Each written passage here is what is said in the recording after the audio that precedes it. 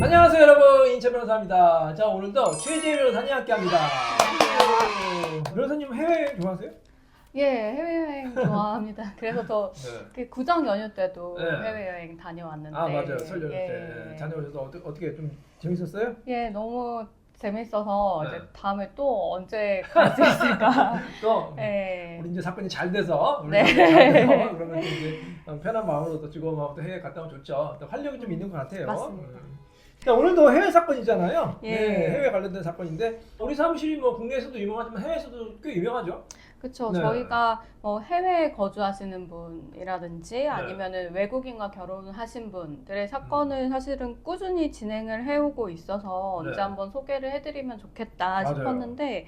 또 마침 최근에 이제 이 변호사님께서 미국 변호사 네. 자격도 취득하시고 하셔가지고 네. 겸사겸사 오늘 소개해드리려고 합니다. 그렇죠. 이제 해외 사건이라고 하면 이제 요즘에 많은 이제 국제 결혼, 그렇죠. 한국이 이제 뭐 남자분이 예를 들어서 뭐 외국에 뭐 신부 만나가지고 이제 국제 결혼해서 뭐 이혼한다 이런 사건도 많고, 또 이제 우리나라 분인데 외국에 가서 예. 또 거주하는 분, 그래서 예, 예. 뭐 외국 여성과 뭐 만날 수도 있고 외국 남성과 만날 수도 있고, 아니면 한국 부부인데 또 외국에서 살다가 예. 또 이제 헤어져서 이혼한 사건도 굉장히 다양하잖아요. 그렇습니다. 그래서 뭐 예를 들어서 어떤 사건들이 있을까요? 해외 사건이라고 하면은 네. 지금 말씀하신 것처럼 네. 부부가 국내에서 혼인 신고를 하고 국내 네. 거주하다가 뭐 직장이나 뭐 네. 교육 문제로 해외 기록 이동도 가시다가 많고요. 예, 네. 이혼하시는 경우 등등이 있는데요. 네. 그 오늘 설명드릴 사건도 네. 이제 국내에서 혼인 신고하고 사시다가 네. 이제 남편의 직장 문제로 해외로 온 가족이 이제 이사를 하신 사건입니다. 실제 사건이죠. 예. 서울가정법원 사건. 저희는 실제 사건 성공 사례만 합니다. 가공의 사건이 아니고 다 실제 사건에서 성공적으로 잘 끝난 사건에 대해서 이제 성공 사례를 말씀드리는 건데, 서울가정법원이고요. 네, 네, 저희가 이제 피고였네, 반소 원고가 네 됐고. 맞습니다. 구체적으로 어떤 사건이었나요? 원고의 이제 근무지 때문에 네. 아이 둘과 이제 엄마 아빠 원고 피고가 음. 이제 같이 해외로 해외로 이사 갔어요. 가서 이제 수년간 같이 네.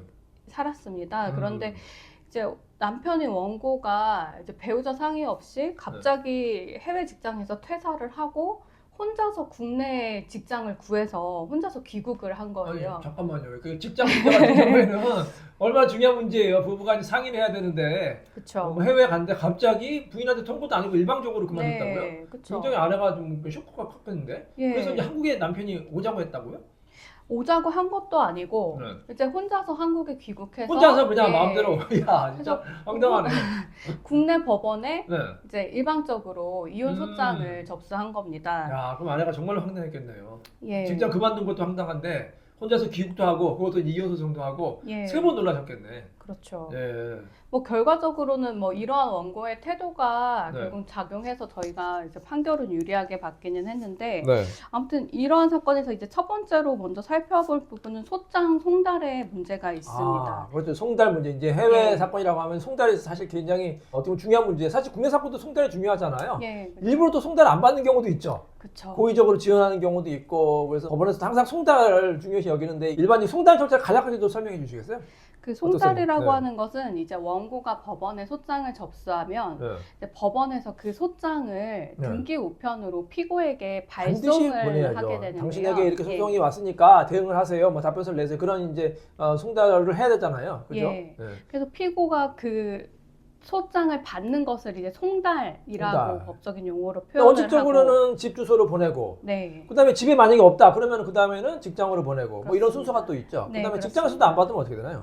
직장에서 안 받으면 뭐 또 다른 주소로 네. 저희가 변경 신청을 하기도 하는데 네. 결국 끝까지 안 받으면 사실은 최후의 방법은 공시송달로 공시송달. 진행하게 근데 공시송달도 쉽지가 않잖아요. 왜냐면 공시송달이라는 건 상대방이 안 나와서 일방적인 재판하는 거기 때문에 법원에서 쉽게 인정을 안 해주는데, 근데 만약에 상대방 피고가 해외에 있으면 그러면 어떻게 되나요? 송달이? 이 경우에는 그래서 이제 네. 재판부에서 원고에게 피고의 영문 그 성명 그리고 영문 주소지를 구체적으로 특정을 해서 송달 네. 장소를 네. 보정하라는 명령을 내렸었고 결국 우리나라 법원에서 네. 이제 피고가 거주하는 해당 국가 주재 대한민국 영사로 속탁서를 보냈습니다. 그래서 소장과 기일 소환장을 이제 보내달라. 네. 외국에 살고 있는 피고에게 보내달라라는 촉탁을 내린 것이죠. 굉장히 좀 복잡하네요. 예. 그 과정이 뭐 꽤 몇 달 걸리잖아요. 그렇습니다. 그래서 이 소장 송달만 수개월이 소요되었던 사건입니다.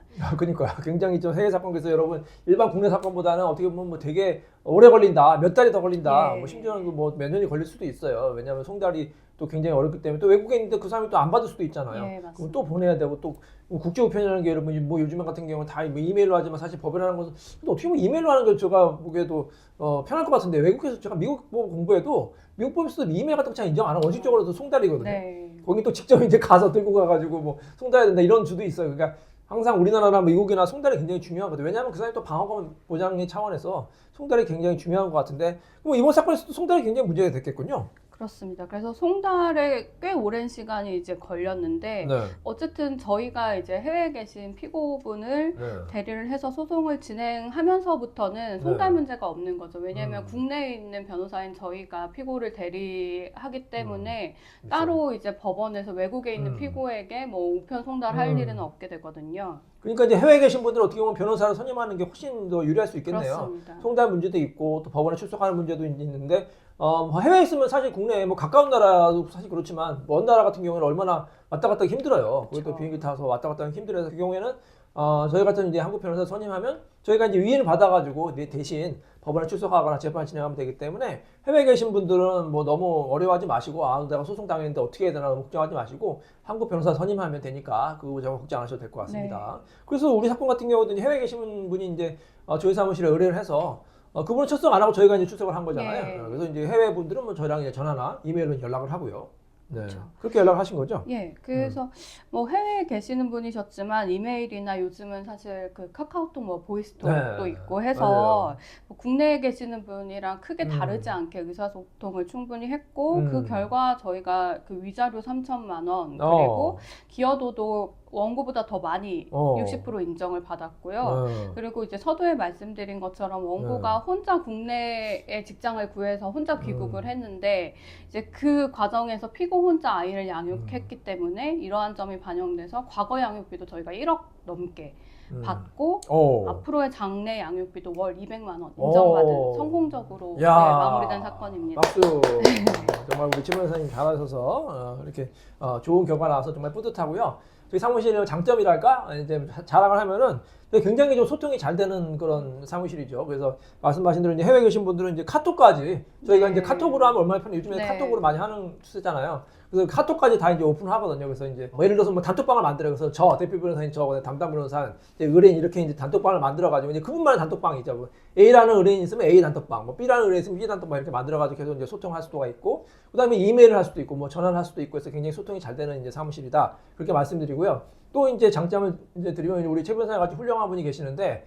또 이제 우리 변호사님이 우리 사무실 오래 계세요. 네. 굉장히 큰 장점이다. 이제 뭐 다 그런 거 아니지만 일부 얘기를 들어보면 뭐 너무 이제 다른 바쁜 사무실 같은 경우는 변호사님이 너무 자주 바뀐다. 의뢰인이 그래서 뭐 예를 들어서 1년에도 몇 번 바뀌는 사무실도 막 있다고 이제 얘기를 들었거든요. 그러면은 사실 아무리 유능한 변호사라도 계속 바뀌면은 이게 이제 인수인계가 또 쉽지가 않잖아요. 맞습니다. 그래서 이제 그 일관성이라는 게 이제 필요한데 다행히도 이제 우리 사무실에 있는 변호사님들이 오래 이제 근무를 하셔가지고 뭐 한 사건 맡으면 이제 큰 무리 없으면 이제 바뀌지 않고 계속해서 이제 변호사님이 이제 일관성 있게 진행하기 때문에 굉장히 그게 큰 도움이 되는 것 같아요. 네. 그런 얘기 많이 듣죠.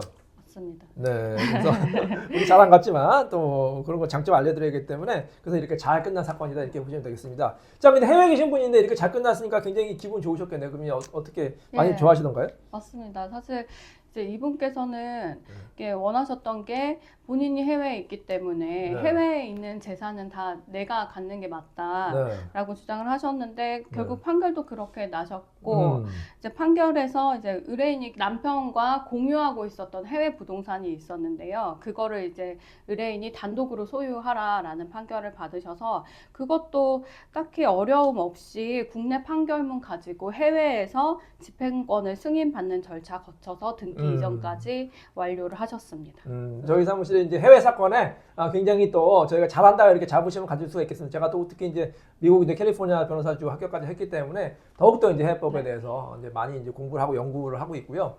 또 그동안 많이 쌓인 경험과 노하우가 있고 우리도 최 변호사님 같이 또 이게 일관적으로 또 안정적으로 이제 근무하시는 이제 변호사님들 많이 계시니까 해외에 계신 분들 어려워하지 마시고 항상 소송을 당하거나 뭐 소송을 하시거나 그런 일 있으면 저희 사무실에 언제든지 연락 주시고 도움 받으시기 바랍니다. 자, 이인철 변호사의 성공 사건 여기서 마치도록 하겠습니다. 감사합니다.